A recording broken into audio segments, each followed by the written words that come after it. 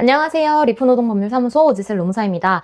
오늘은 작년부터 5인 이상 사업 또는 사업장에 전면 적용된 중대재해처벌법에 대해서 말씀을 드릴 건데요. 그 중에서도 안전보건관리체계 구축에 대해서 설명드리도록 하겠습니다. 안전보건 업무는 평소에 크게 그렇게 중요성을 못 느끼고 계시다가 이제 정말 사고가 났을 때 그때 대응하시려고 하면 늦거든요. 제가 아무리 도움을 드리려고 해도 그래서 문서적인 부분은 최대한 방어를 한다 하더라도 오늘 설명을 들으시면 아시겠지만 사업장에서 주기적으로 평소에 해주셔야 되는 것들이 있어요. 그래서 이게 자료가 누적되는 거라 한 번에 하실 수가 없거든요. 그래서 이번 영상을 통해서 안전보건관리체계 구축을 한번 들어보시고 대응체계를 구축하실 수 있었으면 좋겠습니다.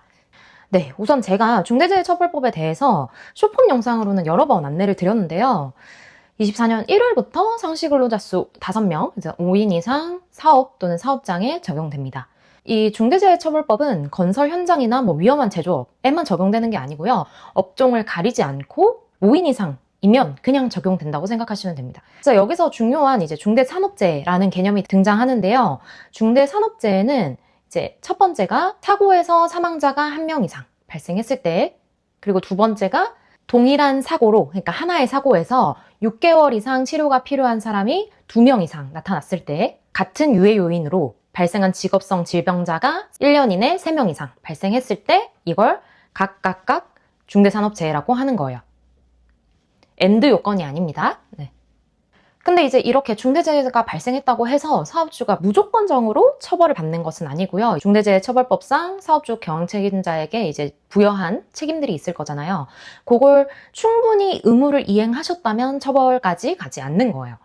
그래서 만약 중저법상의 의무를 이행하지 않는 사업장이었는데 그런 의무를 이행하지 않은 것과 근로자 사망이 인과관계가 인정이 된다면 그러면 이제 사업주나 경영책임자에게 중처법 제6조, 중처법 제6조에 따라서 사업주 또는 경영책임자 등에게 1년 이상의 징역 또는 10억 원 이하의 벌금이 처한다라고 되어 있습니다. 그래서 되게 무거워요, 처벌이. 그래서 이제 중처법 4조에서 사업주랑 경영책임자 등의 안전 및 보건 확보 의무 이렇게 규정이 되어 있고 한번 살펴보면 사업주 또는 경영책임자 등은 실질적으로 지배, 운영, 관리하는 사업 또는 사업장에서 종사자의 안전, 보건상 유해 또는 위험을 방지하기 위하여 각호의 조치를 취하여야 한다라고 되어 있고, 그리고 1호에 재해 예방에 필요한 인력 및 예산 등 안전보건관리체계 구축, 이 단어가 여기서 나오는 거예요. 그래서 안전보건관리체계 구축 및 그 이행에 관한 조치라고 되어 있습니다. 안전보건관리체계 구축에 대한 거는 중처법 시행령 4조에서 구체적으로 열거가 되어 있거든요. 그래서 구체적으로 하나하나 살펴보고 설명드리도록 하겠습니다. 첫 번째, 사업 또는 사업장의 안전보건에 관한 목표. 그래서 저희 사업장은 올해 산업재해율을 0%로 만들겠다, 이런 식으로 안전보건에 관한 목표를 세우는 거예요. 회사 나름대로. 정해진 건 없습니다. 그래서 회사에서 지키고 싶은 안전보건 목표를 세우는 거고, 그리고 그 목표를 달성하기 위한 우리 회사는 이런 식으로 안전보건 경영을 하겠다 하는 경영 방침을 세워주셔야 돼요. 그래서 이게 첫 번째예요. 그래서 중대재해가 발생했다고 해서 이제 중대재해가 발생하면 바로 고용노동부가 이제 오거든요. 제일 첫 번째로 확인하는 게 사실 이거예요. 첫 번째로 이런 안전보건 목표가 세워져 있는지, 경영 방침이 있는지 입니다.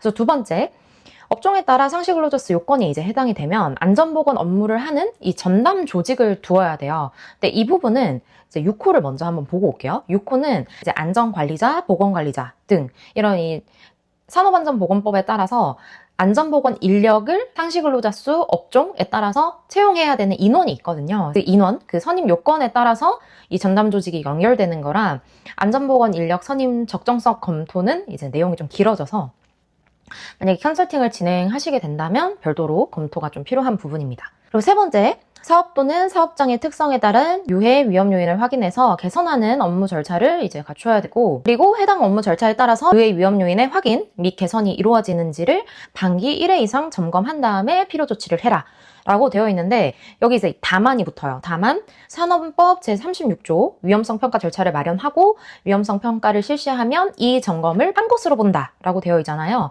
그러니까 산업법에 따른 위험성 평가를 실시를 하면 이 조항을 충족한 것으로 보겠다는 거예요. 그래서 위험성 평가에 대한 구체적인 방법은 제가 다음 영상에서 한번 따로 한 편을 만들어서 설명을 드리도록 하겠습니다. 그래서 위험성 평가를 하면 안전보건관리체계 구축의 하나의 활동을 이제 이행한 것이 된다 라고 생각을 해주시면 되고, 그리고 네 번째로 재해 예방을 위한 안전보건에 관한 인력, 그러니까 안전보건 담당자가 되겠죠. 그리고 시설 및 장비의 구비, 유해 위험 요인의 개선을 위한 예산을 편성하고 그 편성된 용도에 맞게 집행하라 라고 되어 있어요. 뭐 예를 들어서 저희가 위험성 평가를 하면서 현장 점검을 쫙 했어요. 그런데 어디 계단이 이제 살짝 부러져 있었던 거예요. 그래서 이걸 근로자들이 이렇게 핸드폰 하면서 내려가면 거기 잘못 받으면 딱 밟아지기 좋을 것 같아요. 계단이 부식돼서 부서져서. 그럼 저희가 그게 위험 요인이 되잖아요. 저희 사업장에. 그럼 이제 그게 위험성 평가에 반영이 되죠. 그럼 이 위험 요인을 개선하기 위해서는 돈이 필요하잖아요. 보수 비용. 그게 이제 이 예산의 편성, 집행이 되는 거예요.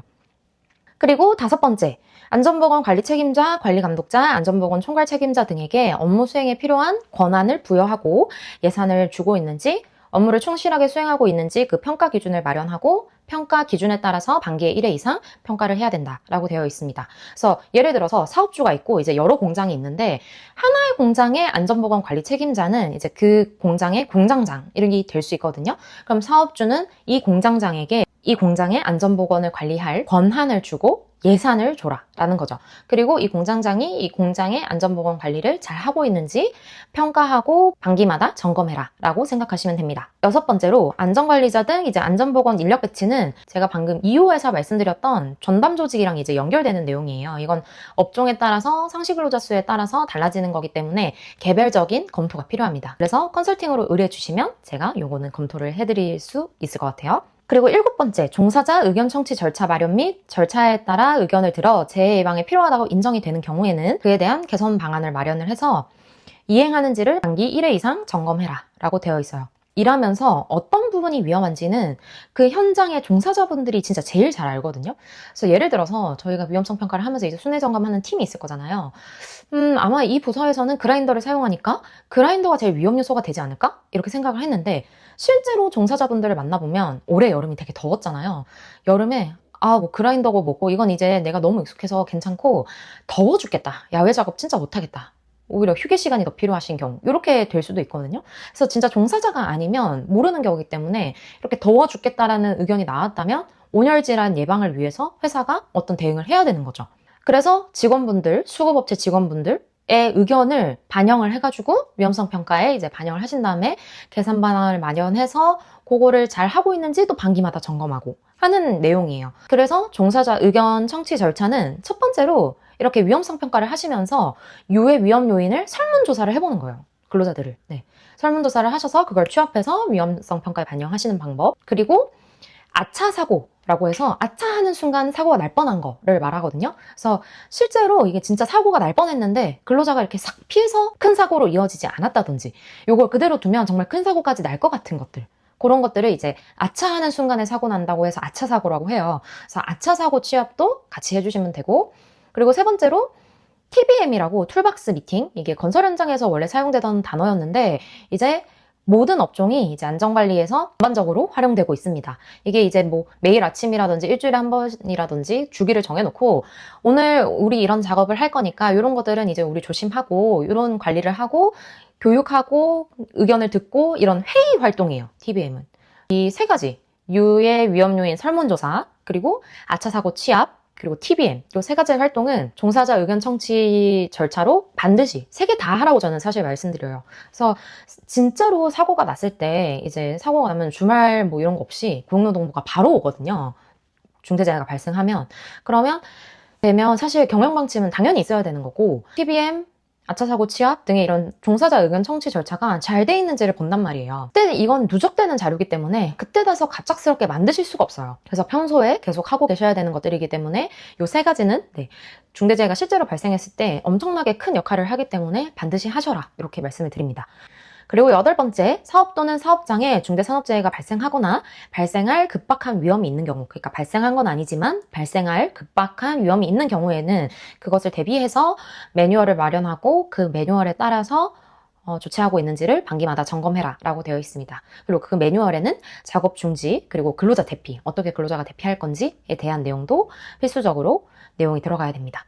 그리고 마지막으로 안전보건 관리체계 구축에 대한 내용을 아시면서 이 내용은 잘 모르시는 경우가 많아요. 도급, 용역, 위탁하는 경우에는 종사자의 그러니까 수급업체, 용역업체, 직원들의 다 총괄적으로 말하는 게 종사자라는 단어거든요. 그래서 종사자의 안전보건 확보를 위한 기준과 절차를 마련을 해야 됩니다. 그래서 안전보건관리체계 구축 자체를 모르시는 분들도 많지만 요거는 정말 생소해 하시거든요.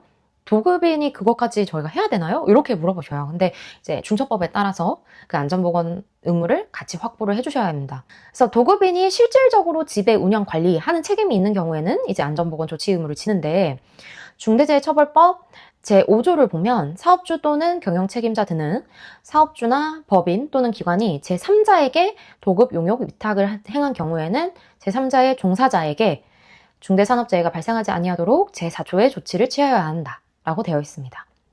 그래서 여기서 이제 생기는 의무들이 도급 사업을 할 때 이 사업이 도급 인가 대상인지 부터가 첫 번째겠죠. 그리고 첫 번째로 검토해 주셔야 되고, 그리고 수급업체가 수급업체 직원들이 안전하게 작업할 수 있는 능력을 갖추고 있는지 평가를 해야 되기 때문에 이제 그걸 흔히 말하는 적격수급업체 선정평가라고 합니다. 그래서 그런 적격수급업체 평가를 위해서 안전보건관리계획서 등도 받아주셔야 되고요. 그리고 안전보건협의체, 합동점검, 안전보건교육 지원, 위험성평가 등의 작업이 이루어져야 합니다. 이렇게 방대한 양의 중처법 안전보건관리체계 구축에 대해서 설명을 드렸는데요. 영상을 처음부터 끝까지 다 봐주신 분들은 느끼시겠지만 안전보건관리체계 구축이 정말 하나하나 따져봐야 될 게 되게 많아요. 그래서 제가 공공기관부터 작은 중소기업까지 안전보건관리체계 구축에 대한 컨설팅 경험이 되게 많거든요. 도움이 필요하시면 언제든지 상담 문의 주시면 됩니다. 오늘도 도움되셨다면 구독, 좋아요 부탁드리고 저는 리프노동 법률사무소의 오지슬 롱사였습니다. 감사합니다.